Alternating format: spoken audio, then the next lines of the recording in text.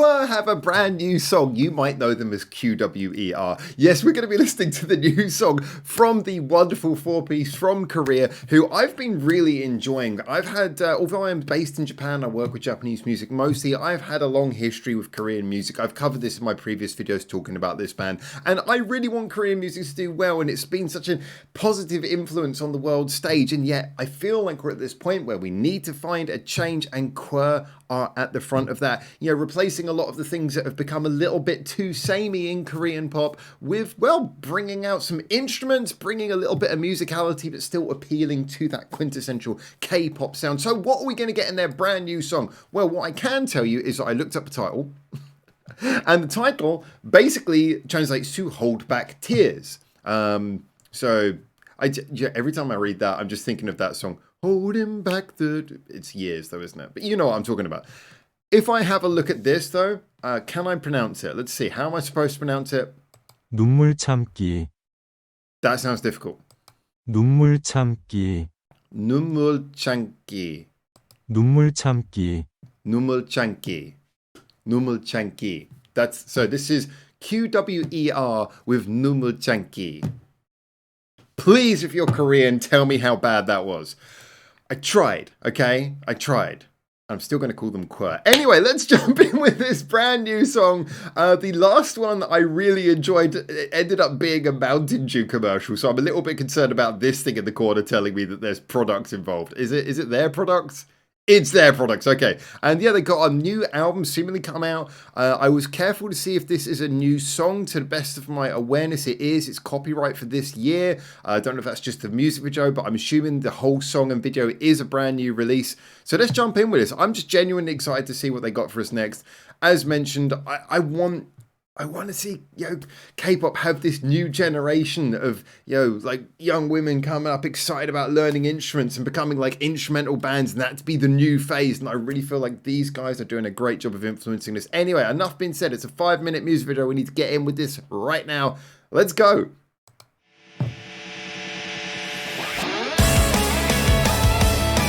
Oh, that was more rock than I expected from the title.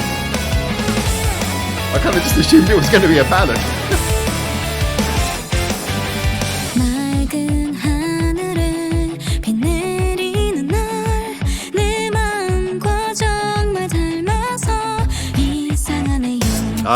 Don't rain.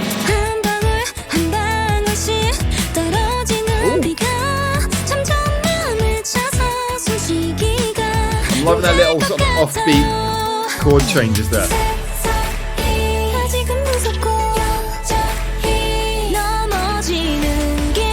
Yeah, using the kick drum as well there to give it like a slightly swinging beat.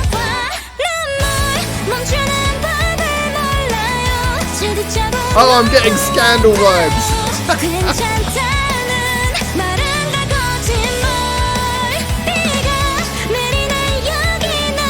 This is a proper solid.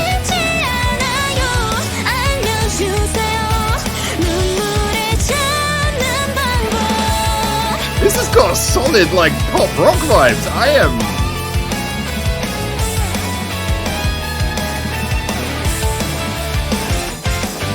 That piano bit in the background was nice there. Really accented the chords.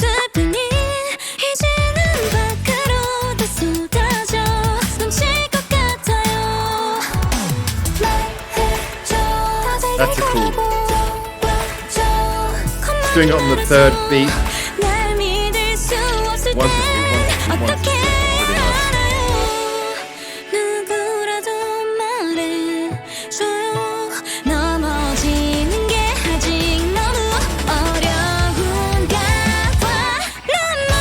nice. Oh, that's nice. Nice transition.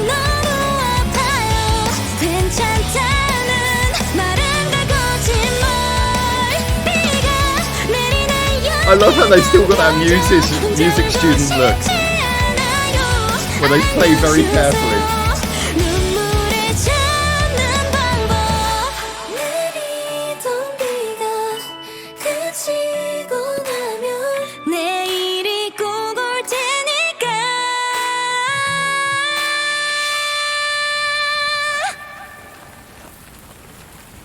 Oh, music video break.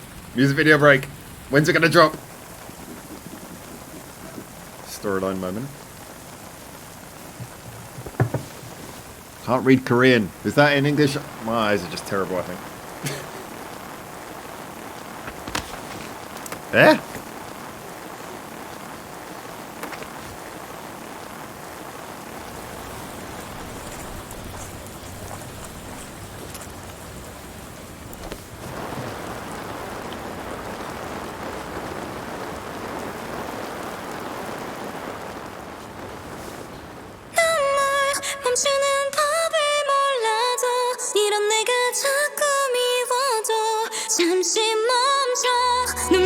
That acapella. Yeah, that was a great way to bring the song back in. Full acapella at the beginning of the last chorus.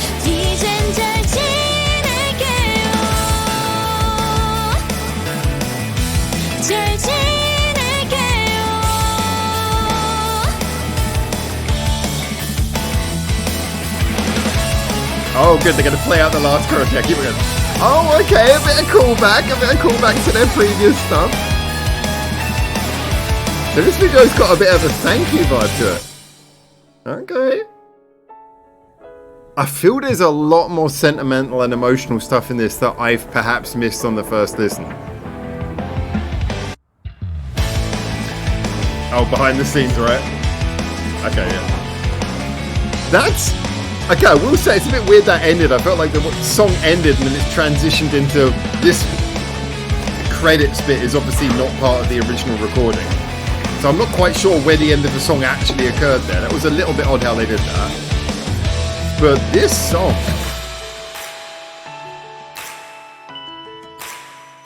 Okay, we're going to have a little look through this. I feel like I maybe missed a couple of things on the first listen. I was just enjoying this. Oh. 이번 정류장은 눈물참기역 종점입니다. 잊으신 리듬이 없는지 확인하시고 오는 하루 되시길 바랍니다. Trauma. 아, 종점이 아니네요.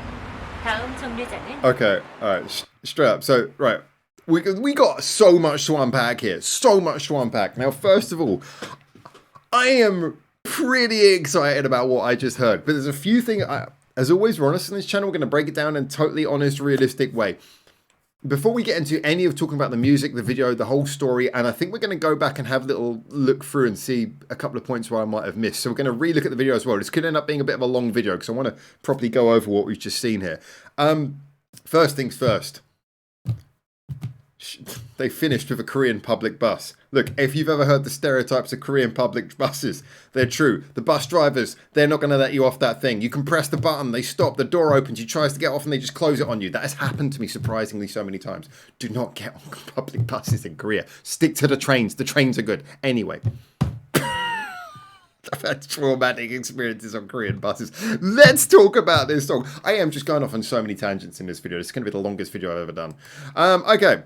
So, first things first, let's just talk about the song and the music, and then I feel like we're going to have a little bit of a look back at this, because, I mean, well, that shot, apart from anything, that is such a cool shot. Can we just give them credit for that? That is such a cool shot. I love the way they've done that with the whole look at the rain and everything. Obviously, it reminds me a lot of, I think it was, I'm going to get this wrong and people are going to be annoyed. I think it was Shoujo S. It was like so Scandal, if you don't know, Scandal is like the band who really did what I think QWER are doing for Korea, Scandal did for Japan. Now, Japan had a long-standing good relationship with rock bands and everything, and that had been a big part of the culture. But Scandal were front and center at producing the idea of just a full female pop rock band doing pop accessible kind of rock songs with instruments. And their first video, which really took off, was, I think it was Shoujo S, and it was kind of like them standing out in the rain. So this just kind of amused me because it gave me a great callback to that. But the video was lovely. We're going to have to reanalyze this a little bit and sort of go over it and see if we can pick up on some of the hidden messages in a moment. But the video was lovely, and I feel like, again, it concentrated a lot on allowing them to be musicians and allowing them to play, and, you know, sort of reinforcing that thing we've said, that they appear to be a genuine band. I commented on that first take video they did, which I thought was great. You could see that it was obviously designed to be a nice, comfortable, easy environment. And as I always say about the first take, I've got no problem with this, but I totally believe the first take, I'm sure they probably give you multiple takes if you just want to sort of settle into it. So you can say what you want. The end product was though is that clearly they played live. They've done shows in like a Zep Shinjuku in Tokyo. So they're clearly a competent live band, but at the same time their whole journey is about how they're learning and they're getting better. And in this particular video, I like that it looks real. You know, the whole way they're playing, they're not just sort of like acting, you know, like some bands just they're on in their music video and they're jumping around in the way where you're like, yeah, I bet you're not actually playing, you're just kind of jumping around. Here they actually look like they're paying attention. You see like the lead singer's looking down occasionally to check the chords she's playing and everything, and you really get the feeling in this music video that they're playing like actual musicians. And I love that, because even in a video that's as well produced as this, you still get that vibe that they're, you know, they want to be genuine, they want to be good. And that to me is those little things you notice in the way that they do all of that they present themselves and they carry themselves in their music video. It reinforces that feeling I have that they are bringing something really genuine. And I've heard that there's apparently naysayers, and you know, I've got to be honest, I'm really enjoying seeing what they do, and I think it comes across really well. In regards to the song, now I don't know who wrote the song. Apologies, I don't know the member names. I probably should start trying to learn. I'm really bad at remembering names, so I should probably just start trying to learn the names of the members. But I'm not really. Oh, Shorts remix in this video. No, not that. So I wanted to know who wrote this song. But I know they've been writing a lot of their own songs. If they had a hand in writing this, then great job. But the interesting thing about the sound of this song is that it was very much a straight sort of girls rock band type of song. Now, they have songs that do more tonally interesting things. Don't get me wrong. You look at things like T.B.H. There's a reason why T.B.H. is so popular. That song has just got a really cool sound, and they got a lot of these songs that have like really interesting sounds. They play around with extra synthetic things, and you know, I got no problem with that because it works. And you know, so long as the band are doing what the band needs to do, if you're going to add extra sounds on top, I'm actually okay with that. I think that's fine. It's part of being creative. But in this song was just a much more stripped down. It just sounded like it was them playing like occasional bits of piano, but it was very much in the background. You know, the core of the song really sounded like the four of them playing as a girls rock band. It felt pretty much like raw and live, but obviously well recorded. So this really, for a band who've, to me, felt, when I first heard them, I think it was the song Discord, they looked like a K-pop group who just happened to pick up instruments, and I was like, okay, where's this going? And then I heard more songs like T.B.H. It's like, oh, okay, this is like got a real pop sensibility, but you can feel kind of the musicianship. And then I look at this, and it's just like, this just looks like a girls rock band. You know, the idea of them having anything K-pop adjacent only really is apparent in those last few frames where you see them calling back to stuff they'd done before, and there's like a couple of frames where it looks a little bit sort of K-pop show in there. But as a general, you wouldn't know. Watching this one, if this was the first time you heard them, you wouldn't know any of that previous stuff. And so I'm really impressed that they've danced either side of that line. You know, I talk so much about how they're marrying K-pop to a girls rock sound, but I feel like whereas they've definitely given a lot of nods to the K-pop side, I feel this is a really strong nod to the fact that, you know, there's a lot of love for that girls rock sound here. I've mentioned before, as we know, like Egg Kim, who's the producer, I believe, he's apparently, you guys have been so cool in the comments telling me about the backstory and all this, but he's apparently cited Bocce the Rock as an inspiration, and you know, that being a Japanese anime about a girls rock band forming, and you know, very accurate, I should point out. You know, I work with a lot of bands like that, and you know, Bocce Rock is surprisingly accurate in the way it portrays the scene.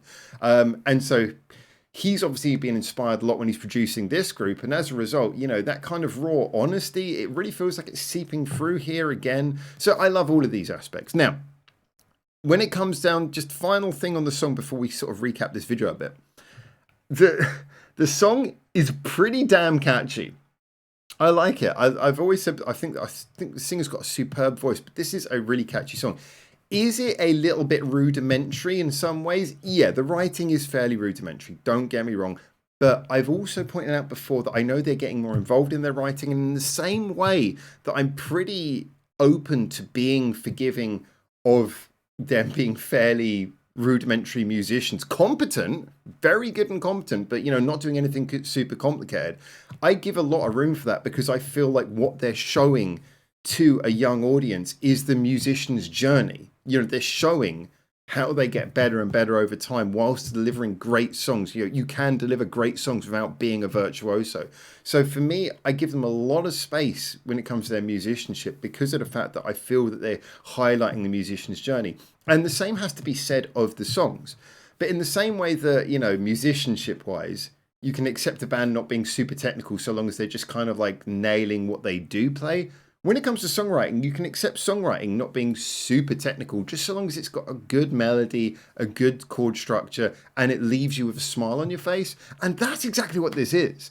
It's just a simple rock and roll song, but with a really great feeling. It had some nice little touches like that syncopation in the pre-chorus where the kick goes into like it's sort of playing on every third beat. It's not tripleted or anything, not anything that complicated. It's just like playing on the third beat. So you got 1 2 3 1 2 3 1 2 3, but that's still over the 1 2 3 4 1 2 3 1 2 3 4 1 2 3 4 beat. Sorry. So it's the fact that there's like highlighting unusual or just slightly different notes in the structure and those kind of things. It's got these little elements that just show really good ideas and make the song interesting, give it a little bit of a funky sort of bounce in places. It's just doing all the right things to be interesting, to progress well, to be engaging, whilst at the same time, it's not doing anything super complicated, but it's doing more than enough that you don't notice that and you just enjoy the sheer joy of it. It's got that kind of old school rock and roll feeling that a lot of this music is founded on. Just good melodies, good structures, a little bit of a swinging rhythm so you can party along to it and sing along to it at the same time. I think I'm really happy about this. To me, I'm so glad because now they've put one foot this far on this side of the line, and you've got songs like Discord, which are very much on the other side of the line, and you've got songs like T.B.H, which are in the middle of the line, and you've got this kind of, they've really demonstrated variation as well, which is, I'm really glad they're marrying these two things together so well. Now, what we're going to do, I'm going to pop a mute on this because what I'm going to do is I'm going to play the video back, but I'm going to play it back a little bit on the fast side and just see if I can get a little bit idea for what I may have missed. Let's go double time. Just turn on the lyrics as well. Does it have lyrics in English? It does. All right. So we're going to run this back. What did we miss? What did we miss? All right. So they're all out there. They're feeling a bit sad. I know that. All right. Something about a rainy day. Failed. Okay. Okay. So the girl goes past. They're feeling a little bit lonely.